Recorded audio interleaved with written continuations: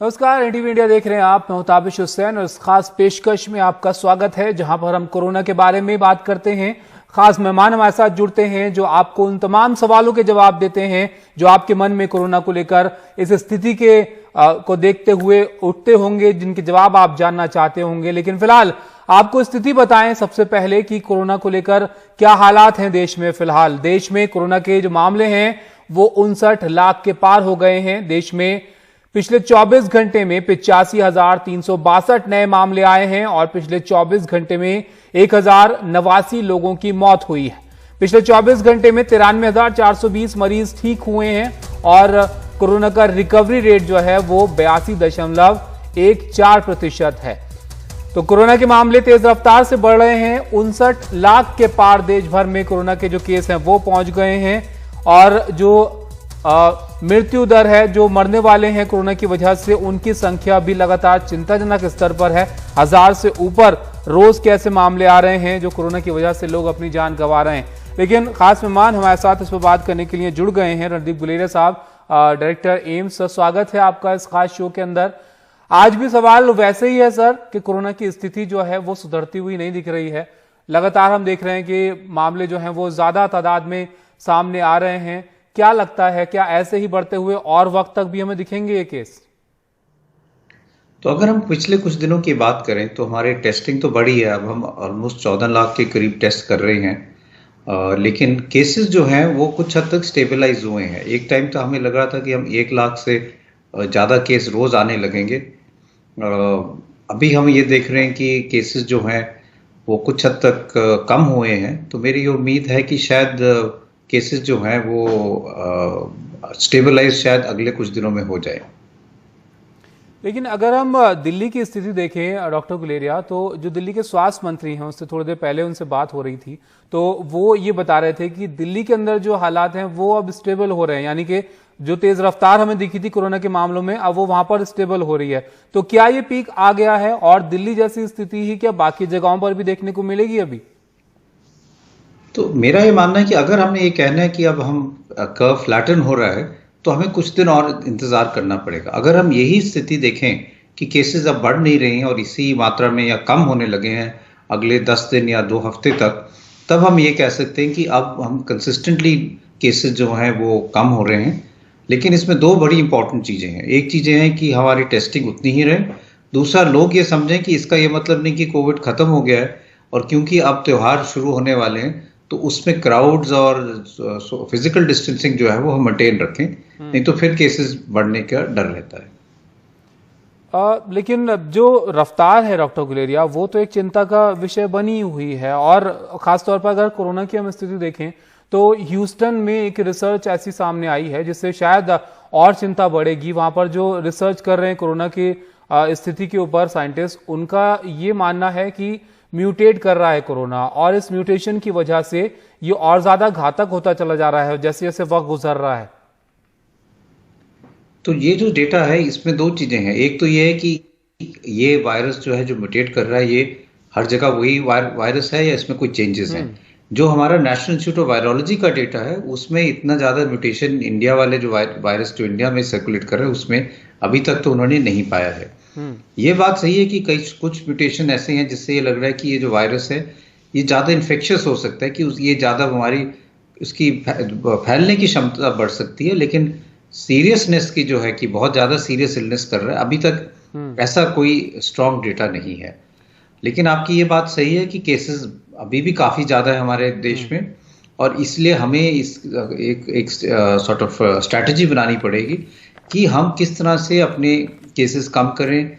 जो जो हॉटस्पॉट्स हैं उनमें कंटेनमेंट जोन एग्रेसिवली बनाएं, वहाँ पे टेस्टिंग ज़्यादा करें, लोगों को आइसोलेट या क्वारंटाइन एग्रेसिवली करें, जिससे वहाँ पे केसेस कम हो और वहाँ से जो है केसेस और एरियाज में ना फैलें।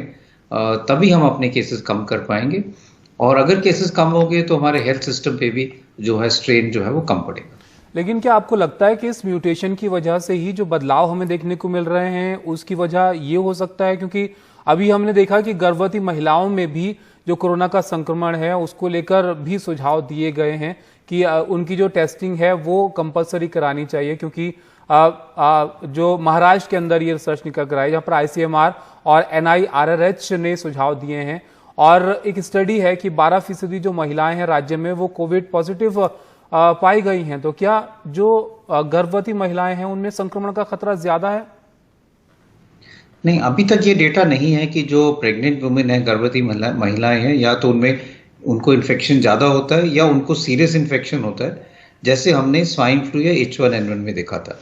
अभी अगर हम पूरे आंकड़े देखें, अपने देश के या पूरी दुनिया के आंकड़े देखें, तो pregnancy is not a risk factor for developing severe Covid. Risk जो है इन्फेक्शन का, सब जितना और लोगों का उतना ही प्रेग्नेंट महिलाओं को है, और ये भी डेटा नहीं है कि उनको ज्यादा सीरियस इलनेस हो सकती है। लेकिन ये बात सही है कि हमें उनका और जो न्यूबॉर्न बेबी है उसकी प्रोटेक्शन करनी चाहिए, और इसलिए हम ये एग्रेसिवली एडवाइस करते हैं कि उनका पूरा ध्यान रखना चाहिए और उनकी टेस्टिंग होनी चाहिए, क्योंकि जब वो लेबर में होती हैं तो फिर ये उनका इन्फेक्शन और लोगों को ना फैले या जो न्यूबॉर्न बेबी है उसको ना फैले। तो इसलिए ये जो गाइडलाइंस है ये इस बेसिस पे है। डॉक्टर गुलेरिया, कई केस अब ऐसे भी आए हैं जहां पर कोरोना का संक्रमण उन लोगों को भी देखने को मिला है जो एक बार इससे गुजर चुके हैं, लेकिन दूसरी बार में क्या पहले के मुकाबले ज्यादा गंभीर संक्रमण दिखा है? ऐसा भी कुछ मामलों में देखने को मिला है।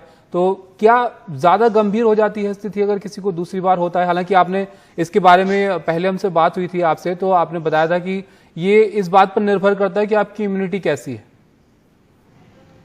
बिल्कुल, तो ये बहुत बड़ा सवाल है, क्योंकि अब हम देखें तो कुछ केसेस ऐसे रिपोर्ट होने लगे हैं जो कंफर्म्ड री इन्फेक्शन के हैं। पहले ये होता था कि कई दफा ये था कि री इन्फेक्शन नहीं है, पुराना इन्फेक्शन ही लंबे टाइम तक चले आ रहा है।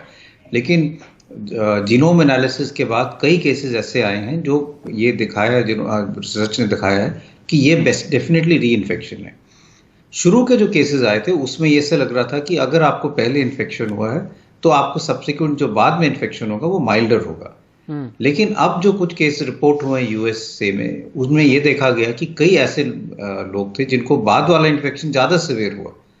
तो इसका ये सीधा मतलब यही है कि आपका इम्यून रिस्पॉन्स कैसे बिहेव करता है उस पर डिपेंड करेगा, और इसलिए इसका इम्प्लीकेशन पेशेंट्स के लॉन्ग टर्म आउटकम पे भी है, वैक्सीन पे भी है, और इसलिए इस चीज को स्टडी करने की बहुत जरूरत है कि लोगों में क्या कारण है कि कईयों में माइल्ड इन्फेक्शन, री इन्फेक्शन हो रहा है, कईयों में बहुत सिवियर री इन्फेक्शन हो रहा है, और इसमें इम्यून मैकेनिज्म क्या रोल प्ले कर रहा है। तो इम्यून मैकेनिज्म तो काफी ध्यान देने वाली चीज है कि वो कैसे रोल प्ले कर रहा है। लेकिन डॉक्टर गुलेरिया, हमने देखा है कि ICU बेड्स जो हैं वहां पर उसकी अब जरूरत बड़ी है कुछ, क्योंकि जो मामले आ रहे हैं वो कुछ ऐसे मामले हैं जिनको ICU में दाखिल करना पड़ रहा है। इसके पीछे की क्या वजह है, और बेड्स की स्थिति फिलहाल कैसी है? क्योंकि कुछ अस्पतालों में बेड्स की कमी की भी खबरें हमने सुनी थी। तो अगर जो हम आंकड़े देखें उसके हिसाब से तो अभी हमारे ICU बेड्स में इतने मतलब पूरी तरह से भरे नहीं है, अवेलेबिलिटी ऑफ बेड्स है। लेकिन दो चीजें बहुत जरूरी हैं। एक तो हम ये समझना चाहिए कि जैसे जैसे केसेस बढ़ेंगे प्रोपोर्शनली पेशेंट्स भी बढ़ेंगे, और प्रोपोर्शनली जिन लोगों को ऑक्सीजन की जरूरत पड़ेगी या वेंटिलेटर की जरूरत पड़ेगी वो भी बढ़ेंगे। इसलिए जैसे मैंने कहा कि हमें केसेस कम करने की जरूरत है, क्योंकि उसी हिसाब से फिर हमारे रिक्वायरमेंट ऑफ हॉस्पिटल रिसोर्सेज भी कम होंगे। दूसरी चीज ये है कि हमें ये भी समझना चाहिए कि पैंडेमिक जो है वो ऐसा नहीं कि एक ही जगह पे स्थिर है, ये हमारे देश के अलग अलग हिस्सों में है। जैसे अब हम अगर आंकड़े देखें तो 10 मेन राज्यों में है। पहले बड़े शहरों में था, अब छोटे शहरों में भी जा रहा है, अब गांव में भी जा रहा है। तो हमारी जो रिक्वायरमेंट है, चाहे हम वेंटिलेटर की बात करें चाहे ऑक्सीजन की बात करें, वो भी ऐसी होनी चाहिए कि जहां जहां उसकी जरूरत है वहां पे पूरी तरह से अवेलेबल हो। क्योंकि अगर हमारे शहर में बेड्स अवेलेबल हैं लेकिन पेशेंट जो ज्यादा गांव में आ रहे हैं और गांव में बेड्स नहीं अवेलेबल हैं, तो फिर वो मैच नहीं बनेगा। तो हमारा मैच ऐसा होना चाहिए कि जहां हम देखें कि केसेस बढ़ रहे हैं, जिस एरिया में केसेस बढ़ रहे हैं वहां पे हम पूरा अरेंजमेंट कर पाएं, या वहां पे ध्यान दें कि वहां पे बेड्स की कमी ना हो, चाहे वो हमें फील्ड हॉस्पिटल टाइप का बनाना पड़े, या ऑक्सीजन वहां सप्लाई करनी पड़े, या वेंटिलेटर्स वहां भेजने पड़े। और जो ऑक्सीजन को लेकर जो खबरें सुनने में आ रही हैं उसको लेकर क्या स्थिति है? हालांकि महाराष्ट्र में पहले हमने देखा, फिर उसके बाद कुछ वैसी स्थिति हमें मध्य प्रदेश में भी देखने को मिली। क्या और जगहों पर भी आपकी जानकारी में ऐसी मामले दिखे हैं, या स्थिति जो है ये कुछ जगहों पर ही है ऐसी?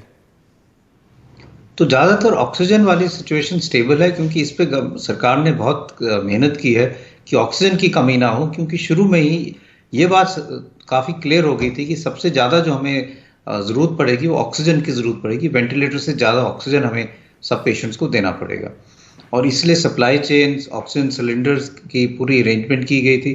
अभी भी काम चल रहा है कि अगर इसमें भी शॉर्टेज हो तो हम ऑक्सीजन प्लांट्स लगाएं जो हवा से ऑक्सीजन लेके बना सकते हैं और सेल्फ सस्टेनेबल हो। तो जो छोटी जगह है जहाँ पे ऑक्सीजन की प्रॉब्लम हो, वहाँ पे जल्दी से ये प्लांट शुरू किए जाएं, जिससे लॉन्ग रन में भी फायदा हो कि यहाँ पे ऑक्सीजन रेगुलरली मिल पाए, और अभी भी अगर ऑक्सीजन की शॉर्टेज कभी भी हो पाए तो वो एकदम यहाँ से रिप्लेस हो जाए। तो ये तो कोरोना की से जुड़ी हुई समस्याएं हैं, कोरोना से जुड़े हुए अपडेट्स हैं, लेकिन डॉक्टर गुलेरिया वैक्सीन का इंतजार भी अब बेसब्री से किया जा रहा है। एक छोटे से ब्रेक के लिए यहाँ पर रुकते हैं, उसके बाद हम बात करेंगे वैक्सीन के बारे में।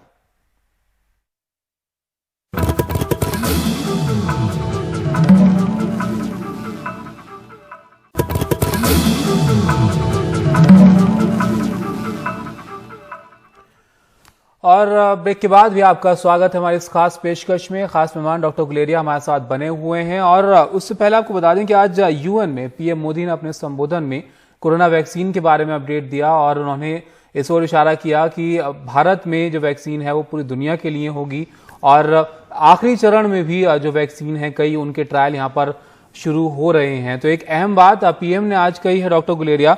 और हम वैक्सीन की बात करें तो अब कई सारी वैक्सीन हैं जो थर्ड फेज में जिनका ट्रायल यहां पर पहुंच गया है। जो एस्ट्राजेनेका की वैक्सीन है उसका ट्रायल भी आज शुरू हो गया है। कितनी दूर हैं हम वैक्सीन से? तो अगर सब कुछ ठीक रहा और वैक्सीन के रिजल्ट्स अच्छे रहे तो हम वैक्सीन की मैन्युफैक्चरिंग स्टेज जो है वो साल के एंड तक हो सकती है। लेकिन उसके बाद चैलेंज होगा कि हम इतने ज़्यादा डोजेस बनाएं कि सब लोगों को मिल पाए, उसकी एक सप्लाई चेन रेडी हो, और इतनी ज़्यादा वायल, सिरिंजेस, नीडल्स भी हों जिससे सब लोगों को वैक्सीन मिल पाए। ये एक महत्वपूर्ण सवाल है डॉक्टर गुलेरिया, क्योंकि सीरम इंस्टीट्यूट के सीईओ हैं आधार पूनावाला, उन्होंने भी ये सवाल किया है। उन्होंने पूछा है कि क्या भारत सरकार के पास अगले एक साल के लिए 80,000 करोड़ रुपए उपलब्ध हैं, भारत में सबको वैक्सीन मिले, इसके लिए इतनी रकम की जरूरत है। यानी ये भी एक बड़ा चैलेंज होगा वैक्सीन आ जाने के बाद कि किस तरीके से सब लोगों तक उसको पहुंचाया जा सके। बिल्कुल सही। एक तो ये होगा कि वैक्सीन की कॉस्टिंग कितनी होनी चाहिए, क्या उसका डिफरेंशियल कॉस्ट होना चाहिए कि कुछ हम बेसिक कॉस्ट रखें जिससे उसका कुछ रिटर्न हो पाए और सरकार पे इतना जोर ना पड़े।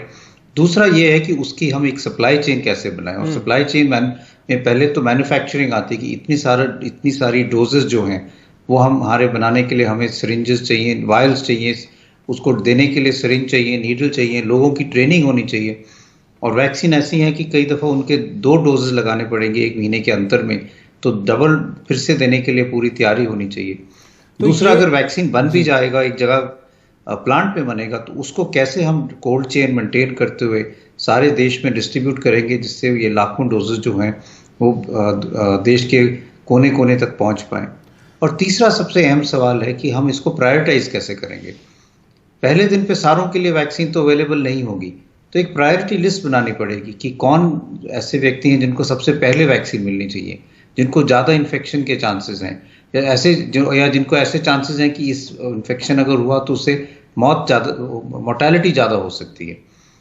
इस बेसिस पे एक प्रायोरिटी लिस्ट बना के ये बनाना पड़ेगा कि अगर इतने डोजेज आएंगे तो कितनों को वैक्सीन मिल सकता है, और अगर ज़्यादा डोजेज आएंगे तो उस लिस्ट के जैसे जैसे हम नीचे जाएंगे उस हिसाब से हम आस्ता आस्ता सारे अपने देशवासियों को वैक्सीन दे पाएंगे। ये डॉक्टर गुलेरिया आपने बहुत महत्वपूर्ण बात यहाँ पर कही, लेकिन क्या इसको लेकर किस तरीके की कोई बातचीत हुई है सरकार के बीच में या आपके बीच में या डॉक्टर्स के बीच में, या ऐसा कुछ अंदाजा लगाया गया है कि कितनी हमें इस वैक्सीन के को सब तक पहुंचाने के लिए जो चीजें हैं उनकी जरूरत पड़ेगी, जैसे कि सिरिंजेस वगैरह आपने इन सब का जिक्र किया, इसको लेकर कोई बातचीत हो रही है क्या? क्योंकि वैक्सीन पर तो हम सुन रहे हैं कि चलिए थर्ड फेज के ट्रायल हो रहे हैं अभी कई जगह पर। नहीं, इस पे बहुत काम हो रहा है। गवर्नमेंट ने एक हाई पावर कमेटी बनाई है जो ये सारी चीजों को देख रही है, मैन्युफैक्चरर से बात कर रही है कि अगर हमें इतने डोजेज हैं तो हमें इतने सिरिंजेस चाहिए होंगे, बुक वो उनसे बात कर रहे हैं कि आप कितना हमें सप्लाई कर सकते हैं। नीडल्स की बात हो रही है, कोल्ड चेन मेंटेन होने की बात हो रही है कि अगर वैक्सीन बनेगी तो हम कैसे उनको ट्रांसपोर्ट करेंगे। इंडिया का ऑलरेडी एक बहुत एग्रेसिव वैक्सीन प्रोग्राम है, जो हम हर वैक्सीन देते हैं बच्चों में, उसी को हम एक्सपैंड करके आगे बढ़ा सकते हैं वैक्सीन डिलीवरी के लिए। तो इस पे पूरी रिसर्च हो रही है, पूरा काम हो रहा है, और इन्वेस्टमेंट कितना होगा इस पे भी पूरी तरह से डिस्कशन हो रहा है, जिससे जब तक वैक्सीन आएगी ये काम भी पूरा हो जाएगा और कोई टाइम वेस्ट नहीं होगा कि अब हम ये बात तब शुरू करेंगे। ये बात तो हम अभी से ही कर रहे हैं, जिससे जो है जब वैक्सीन आएगी तब तक ये सारी चीजें रेडी रहेंगी। तो जैसे जैसे वैक्सीन के ऊपर काम चल रहा है वैसे वैसे उसके साथ कैसे उसको डिस्ट्रीब्यूट किया जाएगा, कैसे इस्तेमाल किया जाएगा, इसको लेकर भी लगातार यहाँ पर काम चल रहा है। लेकिन डॉक्टर गुलेरिया, जब वैक्सीन आएगी, क्योंकि अब हम उम्मीद कर सकते हैं कि आने वाले कुछ महीने में शायद वैक्सीन देखने को मिले कोरोना के इलाज के लिए, तब इसका इस्तेमाल कैसे किया जाएगा? क्योंकि अब ये भी सुनने में आया कि शायद एक बार वैक्सीन देना काफी ना हो। ये बात सही है, कई वैक्सीन हैं जिनमें बूस्टर डोज देना पड़ता है कि आपने आज वैक्सीन दिया, फिर 1 महीने बाद फिर से एक डोज देना पड़ेगा। कुछ ऐसी वैक्सीन भी हैं जिसमें 3 डोजेस भी हैं। तो इस पे डिपेंड करेगा कि हमें कितनी वैक्सीन डिलीवरी, कितने डोजेस चाहिए और कैसे उसको देना है। उसके बाद एक और इम्पोर्टेंट सवाल आता है कि वैक्सीन कितनी देर तक इम्यूनिटी देती है।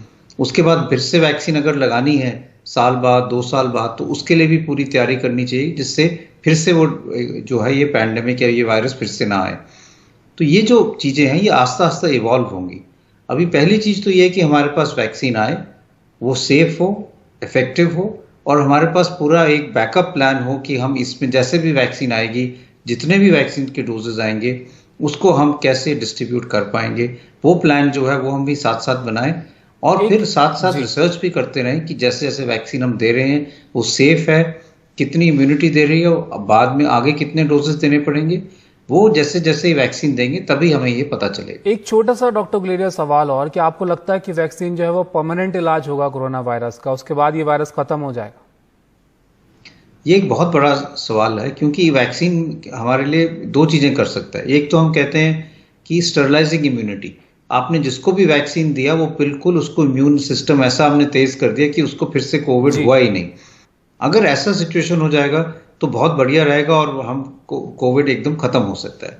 लेकिन ये बात भी हो सकती है कि वैक्सीन हमें इम्यूनिटी देता है जिससे हमें इन्फेक्शन सीरियस ना हो, इन्फेक्शन तो हो लेकिन इतना सीरियस ना हो। उसके 2 कंक्लूजन निकलते हैं। एक कंक्लूजन तो ये है कि उससे हमें को प्रोटेक्शन मिल जाएगा कि हमारे की मोर्टेलिटी कम होगी, लेकिन हमको माइल्ड डिजीज होगी। और अगर हमें माइल्ड डिजीज होगी तो इसका मतलब हम आगे बीमारी फैला सकते हैं जी, क्योंकि हम इन्फेक्शियस रहेंगे। तो इससे फिर और ये जो पैंडेमिक है ये खत्म नहीं होगा, क्योंकि फिर जो ससेप्टेबल लोग हैं उनमें फिर से इन्फेक्शन होने के चांसेस होंगे। तो हम तो ये चाहेंगे कि वैक्सीन हमें पूरी इम्यूनिटी दे जिससे वायरस बिल्कुल खत्म हो जाए। लेकिन अगर ऐसे नहीं होगा तो फिर हमारी स्ट्रैटेजी जो है वो कुछ हद तक भिन्न अलग हो जाएगी, तब एक और स्ट्रैटेजी की जरूरत पड़ेगी। डॉक्टर गुलेरिया, बहुत शुक्रिया आपका हमारे साथ जुड़ने के लिए, इस पर बातचीत करने के लिए। लेकिन अभी फिलहाल वैक्सीन अगर आ जाएगी तो एक राहत की खबर होगी, क्योंकि कोरोना से लोग बहुत परेशान हैं और इसके इलाज का अब इंतजार किया जा रहा है। फिलहाल इस बुलेटिन में इतना ही। नमस्कार।